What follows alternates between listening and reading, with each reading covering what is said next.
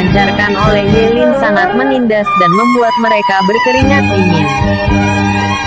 Xiao yang tidak berani untuk berurusan dengan Yelin secara langsung. Kekuatan yang dimiliki oleh Yelin membuatnya sedikit takut.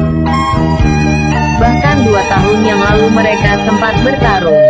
Parahnya dia dan Tang Yi dikalahkan oleh Yelin dengan satu gerakan.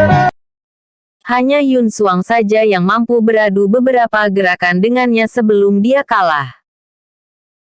Yang Kang adalah orang yang sangat sederhana.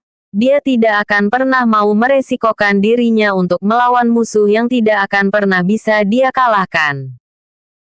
Yelin melangkah ke depan dan berhenti di depan tenda Xiao Yuan. Menyingkirlah. Aku menginginkan tempat ini. Xiao Yuan tersenyum dan mengabaikan perkataan Yelin. Melihat hal ini semua orang menjadi sangat terkejut dan kagum dengan keberanian Xiao Yuan. Apakah kau tuli? Kakak senior Yelin menginginkan tempatmu. Segera pergi dari sana sekarang dengan patuh. Teriak seorang pria yang berada di belakang Yelin. Aura membunuh Yelin meledak dan diarahkan langsung kepada Xiao Yuan. Semua orang yang merasakan niat membunuh Yelin sama sekali tidak bisa bergerak dan Xiao Kang bahkan tidak bisa merespon apapun walaupun dia ingin membantu Xiao Yuan. Xiao Yuan mendongak ke atas dan tersenyum. Jika saudara ini menginginkan tempat ini aku tidak keberatan sama sekali. Tapi buatkan aku satu tenda sebagai ganti tempat ini. Semua orang sekali lagi dikejutkan oleh pernyataan bodoh Xiao Yuan. Dia bahkan tidak mengenal rasa takut saat berdiri di depan jenius nomor 1 di benua Zien. Yelin tersenyum dan berkata, dari keluarga mana kau berasal? Tuan muda keempat dari keluarga Xiao. Xiao Yuan. Kata Xiao Yuan dengan santai. Apakah kau tahu siapa aku? Bahkan saudaramu hanya membatu di sana dan kau berani menolak permintaanku. Tanya Yelin dengan dingin. Xiao Yuan berdiri dan berkata dengan dingin. Memangnya siapa kau? Maaf saja karena aku tidak mau mengingat ataupun mengenal siapapun. Kecuali kerabat dan musuh. Aku sama sekali tidak mau mengingatnya. Hahaha. Sudah sangat lama sejak seseorang berani berbicara sombong seperti ini di generasi yang sama denganku. Keluarga Xiao benar-benar layak dengan reputasinya. Tapi sayangnya orang yang memiliki basis kultivasi hanya seorang pengecut yang tidak berguna. Yelin mengangkat tangannya dan pergi. Maaf sudah mengujimu. Aku hanya penasaran bagaimana tuan muda keempat keluarga Xiao. Sayangnya kau sama sekali tidak layak untuk diajak bertarung dan aku tidak suka membuli orang yang kekurangan sepertimu. Sejak informasi kemunculan tuan muda keempat keluarga Xiao, Yelin diam-diam menaruh harapan untuk bertarung dengannya. Namun siapa yang menyangka kalau Xiao Yuan tidak memiliki basis kultivasi dan sesuai dengan rumor. Dirinya hanya tertarik bertarung dengan orang yang kuat dan mengganggu orang lemah bukan gayanya. Terlebih bertarung dengan Xiao Yuan akan merusak citranya dan kemungkinan Xiao Sheng tidak akan tinggal diam. Xiao Yuan melihat punggung Yelin dengan dingin dan berpikir kalau dia adalah orang yang kuat yang sudah membentuk laut kesadarannya. Sesaat Xiao Yuan merasakan kesadaran ilahi milik Yelin memeriksanya.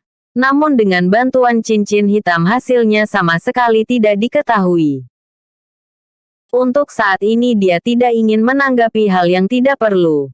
Mengukur kekuatan dan memastikan siapa yang nomor 1 itu bukanlah sesuatu yang penting.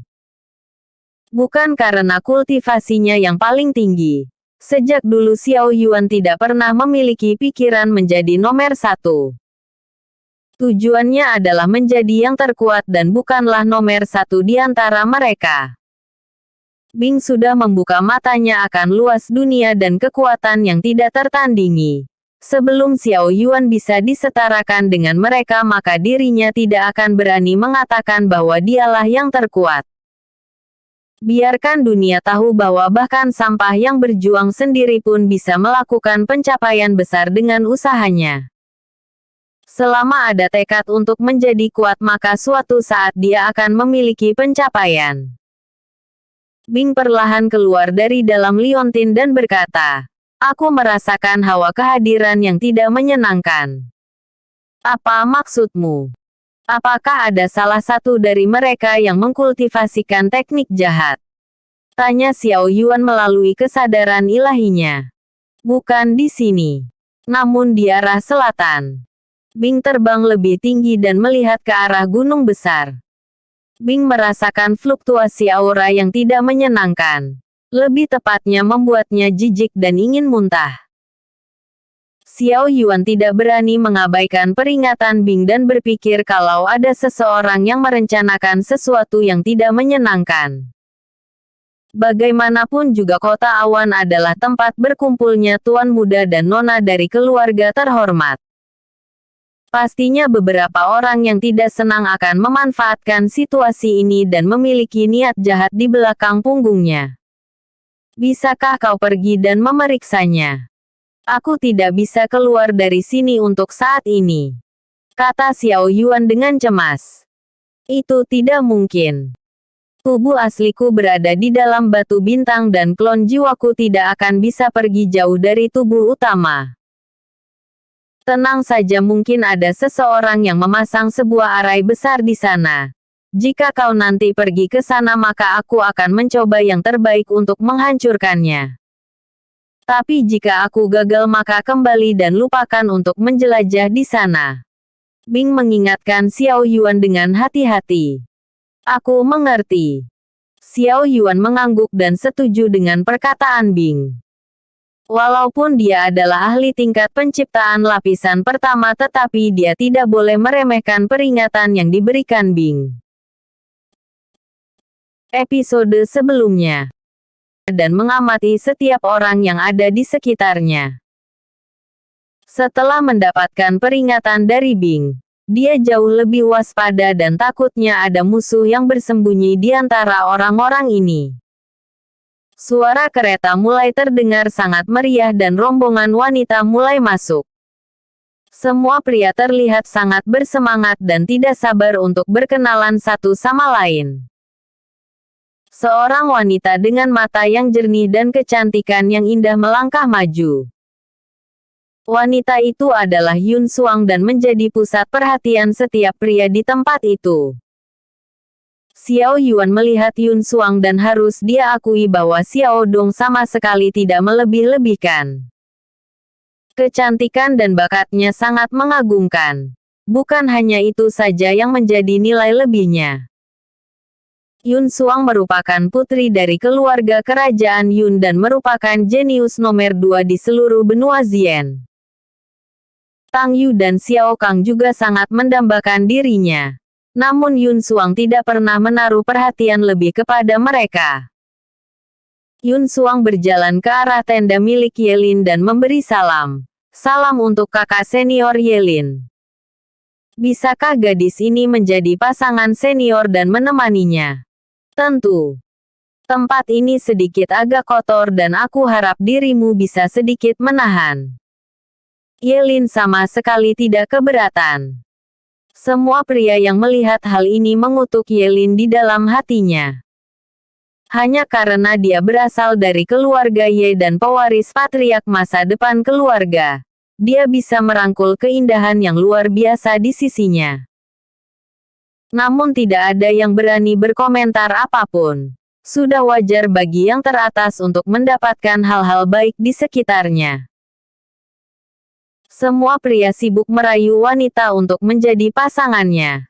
Tang Yu dan Xiao Kang menjadi pusat perhatian bagi para wanita karena mereka berasal dari keluarga yang mapan. Namun tidak ada satupun dari mereka yang pergi ke tenda Xiao Yuan. Bagaimanapun juga mereka sudah memiliki pengetahuan dasar dan tidak akan menaruh Xiao Yuan sebagai opsi mereka. Tempat ini digunakan untuk menciptakan hubungan yang baik. Tidak ada yang ingin mengambil orang cacat yang akan menjadi beban mereka nanti. Lagi pula mereka akan pergi ke Gunung Monster dan bertahan selama sebulan di sana.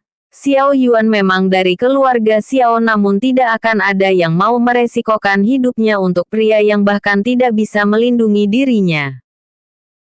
Beberapa wanita datang dan semua mata melihat ke arah pintu masuk. Semua orang menjadi terkejut dan melihat orang-orang sekte teratai datang. Salah satu dari mereka terdapat keindahan yang tidak kalah dari Yun Suang yang sangat asing. Sekte teratai adalah tempat yang menyimpan banyak keindahan karena hanya menerima murid wanita. Mereka sempat mendengar rumor bahwa ada salah seorang murid yang sudah berada di tingkat langit lapisan ketiga. Kekuatannya bahkan dapat disetarakan dengan Yun Suang dan merupakan jenius tersembunyi milik sekte teratai. Yelin sendiri cukup terkejut dengan hal ini dan mencoba menahan diri untuk tidak bergerak dari tempatnya. Karena dia sudah memutuskan bersama dengan Yun Suang, maka tidak baik untuk menyinggungnya di sini. Wanita itu melihat sekitarnya dengan malas. Namun dia melihat ke arah sudut dan menemukan Xiao Yuan duduk sendirian. Ekspresinya yang dingin berubah menjadi senyum yang hangat seolah dia menemukan sebuah harta yang tidak ternilai. Perubahan ekspresi wanita itu membuat semua orang menjadi takjub akan kecantikannya. Wanita itu ingin pergi ke arah Xiao Yuan namun Tang Yu menghadang jalannya. Maafkan saya karena mengganggu. Saya adalah Tang Yu dan siapa nona ini? Tanya Tang Yu dengan sopan. Gadis ini bernama Qin Yue dan merupakan murid inti dari sekte teratai. Maafkan saya karena tidak menyapa senior terlebih dahulu. Qin Yue memperkenalkan dirinya dengan sopan. Karena nona Qin Yue baru datang, mengapa tidak beristirahat di tenda milikku dan membahas beberapa hal dalam kultivasi. Tang Yu berinisiatif untuk membawa Qin Yue sebagai pasangannya. Xiao Kang melangkah maju dan berkata, Nona Qin Yue, jangan pergi bersama orang barbar ini. Ikutlah bersamaku dan keluarga Xiao jauh lebih nyaman untukmu. Kenapa orang-orang lemah selalu berteriak? Ketika masuk ke hutan monster, aku akan mencarimu dan menghajarmu sampai patria keluarga Xiao tidak akan mengenalmu sebagai anaknya. Teriak Tang Yu dengan marah.